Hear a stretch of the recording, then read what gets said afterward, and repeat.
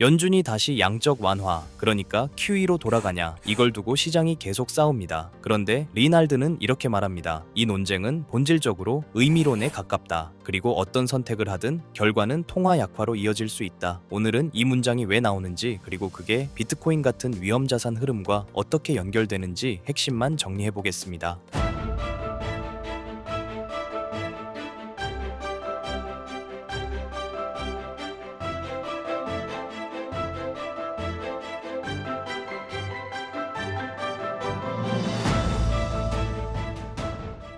시장이 기대하는 장면은 보통 이겁니다. 연준이 크게 돈을 풀고 대차대조표가 확 늘어나고 자산 가격이 다시 급하게 반응하는 장면. 그런데 알든은 그 급발진은 아니라고 선을 긋습니다. 알든이 그리는 그림은 대량 화폐 인쇄가 아니라 느리지만 지속되는 통화 완화 쪽에 가깝습니다. 자산 가격을 완만하게 끌어올리는 수준의 점진적 인플레이션 경로, 그리고 대차대조표 확대 속도도 총 은행 자산이나 명목 GDP 성장률과 비슷한 수준에 그칠 가능성이 크다. 여기서 핵심은 한 줄입니다. QE냐 아니냐보다 유동성의 속도와 강도가 문제다. 이걸 조금 더 풀면 이렇게 됩니다. 공식적으로는 QE가 아니라고 해도 실제로 시장이 체감하는 건 유동성이 조금씩 완화되는 환경일 수 있습니다. 그 결과가 뭐냐? 통화 가치는 한 번에가 아니라 조금씩 약해지는 흐름. 그래서 라벨 싸움이 아니라 가격을 결정하는 건 결국 이 세 가지입니다. 얼마나 빨리, 얼마나 크게, 얼마나 오래. 알드는 여기서 크고 빠른 쪽이 아니라 느리고 제한적인 쪽에 무게를 둡니다. 그리고 이 구간에 정치 변수가 끼어듭니다. 보도 흐름에 따르면 도널드 트럼프가 케빈 워시를 차기 연준 의장 후보로 지명했다는 이야기와 함께 기대가 흔들립니다. 워시는 상대적으로 매파 성향으로 평가되곤 하고 그 인식 자체가 앞으로 정책이 더 빡빡해질 수 있다는 우려로 번집니다. 여기에 불확실성이 한 겹 더 얹힙니다. 파월 의장 임기가 2026년 5월까지라는 점, 워시 후보가 아직 상원 인준을 받지 않았다는 점, 정리하면 이겁니다. 정책의 방향도 불확실한데 정책을 결정하는 사람도 불확실한 구간. 이 불확실성은 위험 자산에는 그냥 부담으로 작동합니다. 말이 길어져도 가격은 결국 확률표를 봅니다. CME 패드워치 기준으로 3월 FOMC에서 금리 인하를 예상하는 비율이 약 19.9% 수준으로 내려갔다는 언급이 나옵니다. 이게 의미하는 건 단순합니다. 생각보다 빨리 풀리진 않을 수도 있다. 유동성 완화가 급격하지 않으면 위험 자산은 종종 상승보다 변동성과 조정이 먼저 나옵니다. 알든의 결론도 이 방향으로 연결됩니다. 희소 자산 선호가 유지되더라도 당위 가격 변동성은 불가피할 수 있다. 즉, 길게 보면 통화 약화의 방향이지만 짧게 보면 숨 고르기가 거칠어질 수 있다는 이야기입니다. 이럴 때 시장이 좋아하는 장면이 하나 나오죠. 가격이 빠질 때 큰손이 샀다. 보도에 따르면 마이클 세일러가 이끄는 스트래티지가 비트코인 1140이 개를 약 9천만 달러에 추가 매입했습니다. 평균 매입 가격은 개당 약 7만 8,800달러 수준으로 언급되고 총 보유량은 71만 4,644개, 평균 매입 단가는 약 7만 6,056달러라는 숫자도 따라붙습니다. 여기서 메시지는 두 갈래로 갈립니다. 강세 해석, 장기 보유자는 흔들리지 않는다. 약세 해석, 그래도 시장 전체 유동성이 제한되면 당위는 못 버틴다. 둘 다 동시에 성립하는 장면이 바로 이런 때 나옵니다. 큰손 매수는 바닥 확정이 아니라 시간을 더 길게 보는 플레이일 수 있고, 시장 유동성은 그 시간 동안의 변동성을 더 키울 수 있습니다. 유동성이 빡빡해지면 산업은 늘 같은 방향으로 움직입니다. 약한 곳부터 합쳐지거나 정리됩니다. 보도에 따르면 암호화폐 거래소 분리시의 CEO 톰 파를리가 암호화폐 산업 전반에 걸쳐 대규모 통합이 불가피하다는 취지로 말합니다. 핵심 논리는 간단합니다. 고평가된 밸류에이션이 통합을 늦춰왔는데 이제 그 가격을 유지하기가 어렵다. 그래서 매출과 성장성이 약한 곳은 독립 생존보다 흡수 정리 압력이 커질 수 있다. 가격 조정 국면은 이 재편을 더 빨리 당겨올 수 있습니다. 그리고 마지막으로 서사 전쟁이 붙습니다. 앤서니 폼플리아노는 비트코인 가격 흐름이 인플레이션만이 아니라 디플레이션과 탈달러화로 설명된다고 주장합니다. 여기에 한 가지를 더 얹습니다. 기관들은 비트코인을 탈중앙화 신념으로 사는 게 아니라 기존 금융 시스템과 통합해 새 수익 모델을 만들려는 움직임이 강하다. 이 말은 이렇게도 읽힙니다. 시장이 성숙해질수록 가격은 더 거시 변수에 민감해지고 산업은 더 기업 중심으로 재편될 수 있다.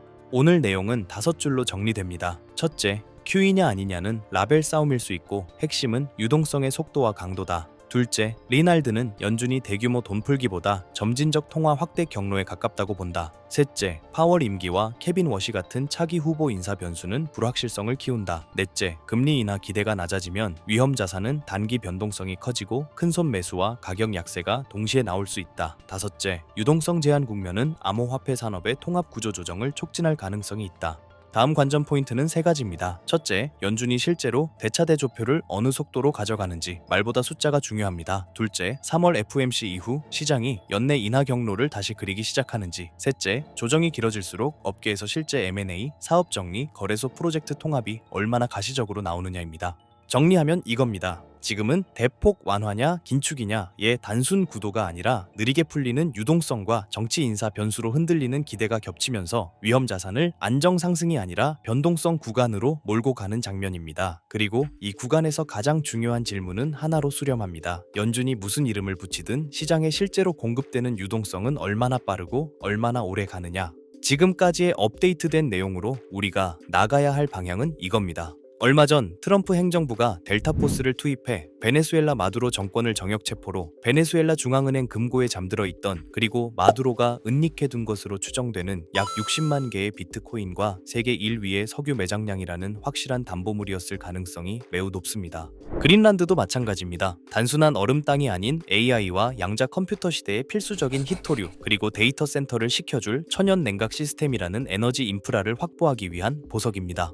최근 트럼프의 행보에서 에너지와 관련된 굵직한 이슈는 일론 머스크의 발상과 연결점이 있는데요. 최근 머스크의 인터뷰에서 이런 말을 했습니다. 미래의 화폐는 달러나 금이 아니다. 결국 전력량, 즉 에너지가 곧 화폐가 될 것이다. 지금까지의 화폐는 신용, 즉 미국 정부가 안 망한다는 믿음에 기반한 종이 쪼가리였으니 말이죠. 하지만 AI가 지배하는 세상에서 데이터 센터를 돌리고 로봇을 움직이는 건 종이 돈이 아닙니다. 전기입니다. 전기가 끊기면 AI도, 금융도, 비트코인도 멈춥니다. 에너지를 가진 자가 화폐를 발행하는 권력을 쥔다. 이것이 트럼프와 머스크가 꿰뚫어본 에너지 본위제의 본질이에요. 결국 이 모든 건 미국은 지금 달러라는 종이 쪼가리 패권이 저물어가는 것을 인정하고 에너지와 비트코인이라는 새로운 패권으로 갈아타기 위해 국가의 체질을 뜯어고치고 거라고 봅니다. 지금까지의 부자들을 보면 강남의 아파트, 맨해튼 빌딩 같은 부동산 RWA를 가진 사람들이었잖아요. 하지만 트럼프가 대형 투자자의 주택 매입 금지 행정명령으로 그 문을 닫아버렸어요. 그렇다면 앞으로의 부자는 누가 될까요? 여러분 중 인생을 바꿀 만큼의 부자를 꿈꾸고 계신다면 여기서부터 제가 말씀드리는 내용이 매우 중요합니다. 지금까지 블랙록, 뱅가드 같은 월가 큰손들의 자금 주차장인 미국 주택시장을 트럼프의 행정명령으로 강제로 철거해서 나온 수천조 원의 돈은 어디로 흘러갈까요? 돈은 가만히 있으면 썩습니다. 어딘가로는 반드시 흘러가야 합니다. 부동산만큼 덩어리가 크면서도 아직 저평가된 새로운 그릇이 필요해진 시점에서 미 의회에서는 클래리티 액트에 대한 마크업 심사가 예정되어 있다는 소식입니다. 한쪽에서는 행정명령으로 구시대의 자산인 실물 부동산 매입을 막아버리고, 다른 한쪽에서는 법안을 통해 신시대의 자산인 디지털 자산 시장의 문을 열었어요. 그 때문에 지금 말씀드리고 있는 에너지 인프라 RWA를 선점한 사람이 다음 세대의 부자가 될 가능성이 매우 높습니다. 머스크는 방향을 가리키고요. 트럼프는 판을 깔았습니다. 건물들이 아니라 에너지를 팔아, 부동산에서 돈을 빼라. 이 메시지에 월가의 움직임을 보면 가설은 더욱 힘을 얻습니다. 최대 자산운용사 블랙록의 레리 핑크가 바보라서 가만히 있을까요? 아닙니다. 그들은 이미 DTCC, 미국의 탁결 재원과 손잡고 조용히 파이프라인을 깔고 있었을 겁니다. 최근 DTC가 발표한 스마트 나비 프로젝트와 캔톤 네트워크 테스트. 이게 전문 용어라 어렵게 느껴지시겠지만 쉽게 말해서 주식이나 부동산 같은 실물 자산을 코인으로 만들어서 기관들끼리 24시간 거래할 수 있게 만든 고속도로입니다. 이제 감이 오시죠? 결국 트럼프가 그린 큰 그림은 이겁니다. 부동산이라는 아날로그에서 돈을 빼라는 건 우리가 깔아놓은 RWA라는 디지털 고속도로, 그 위로 그 돈을 태워라. 여기서 상식적으로 생각해보세요. 블랙록이나 JP 모건 같은 월가 하이에나들이 자신들의 이 경원짜리 자금 흐름을 누구나 지갑 주소만 알면 실시간으로 다 들여다볼 수 있는 퍼블릭 블록체인 위에서 굴리고 싶어 할까요? 온도나 체인링크는 기본적으로 이더리움이나 솔라나 같은 퍼블릭 체인 위에서 돌아갑니다. 블랙록이 지금 1조 원어치 샀네 하고 전 세계가 다 볼 수 있다는 뜻입니다. 기관 입장에서 이건 발가벗고 돈을 옮기는 꼴입니다. 자신들의 포지션이 노출되면 경쟁사에게 공격당하거나 선행매매를 당할 수 있는데 미쳤다고 그 길을 주력으로 쓸까요? 그러니 냉철하게 생각해서 혹여나, 정말 혹여나 유튜브 조금만 검색해도 블랙록이 묻었다, 100배 간다 하며 너도 나도 추천하는 RWA 대장주를 들고 있으시다면 죄송하지만 장바구니에 온도 파이낸스나 체인링크 같은 코인들이 담겨 있다면 내려놓는 걸 권장드리겠습니다. 제 말의 본질은 기관 자금의 현금화 혹은 송금 목적으로 자금을 이동시키기 위해서는 반드시 퍼블릭 체인과 만나는 인터체인지를 거쳐야만 합니다.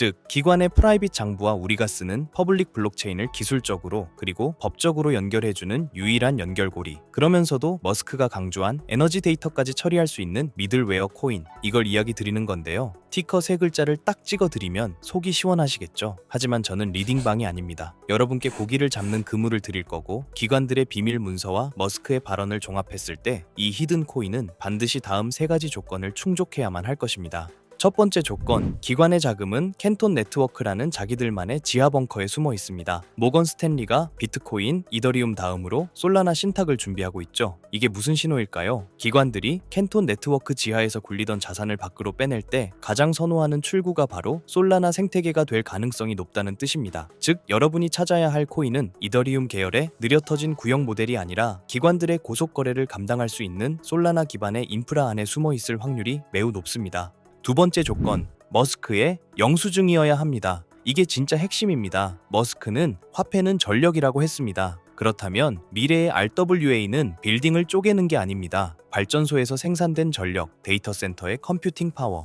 이 무형의 에너지를 실시간으로 블록체인에 기록하고 토큰으로 바꿔주는 기술, 전문 용어로 디핀, 즉 탈중앙화 물리 인프라라고 하죠. 단순히 금융만 연결하는 게 아니라 에너지 데이터를 처리할 수 있는 오라클 기능이 탑재되어 있어야 합니다. 세 번째 조건, 규제 준수 딱지가 붙어 있는가입니다. 클래리티 액트, 이름부터가 명확성입니다. 익명성 뒤에 숨어서 자금 세탁이나 하는 코인들은 퇴출될 위험이 큽니다. 반대로 디지털 신원 인증 기능이 내장되어 있어서 이 돈은 마약 자금이 아니라 삼성전자가 보낸 돈입니다. 라고 꼬리표를 붙여줄 수 있는 화이트리스트 코인. 기관들은 오직 이런 코인만 파트너로 인정할 것입니다.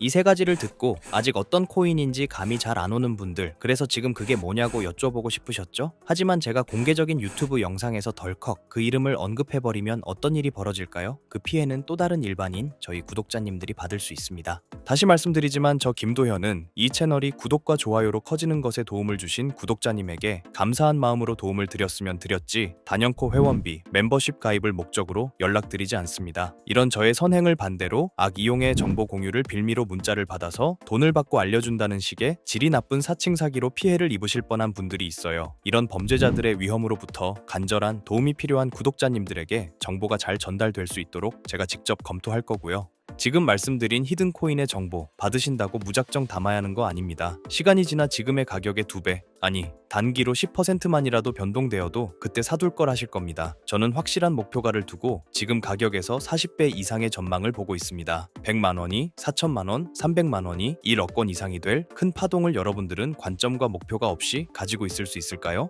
제 개인 번호입니다. 이 번호로 전기라고 보내주시길 바랍니다. 제가 꼼꼼히 확인 후 한 분씩 놓치지 않고 꼭 공유드리도록 하겠습니다. 물론 투자의 최종 판단과 책임은 여러분 각자의 몫입니다. 알려드린다고 강제적으로 진행하라는 뜻이 절대 아니란 거예요. 세상에 무조건 오르는 코인은 없으니까요. 하지만 남들보다 한 발 앞서서 제가 분석한 기관과 캔톤 네트워크의 연결고리에 대한 구체적인 근거와 관점을 미리 참고해보고 싶으신 분들이라면 이야기가 다릅니다. 정말 진지하게 공부하고 대응하실 의지가 있는 구독자분들에게만 공유해드리고 싶습니다.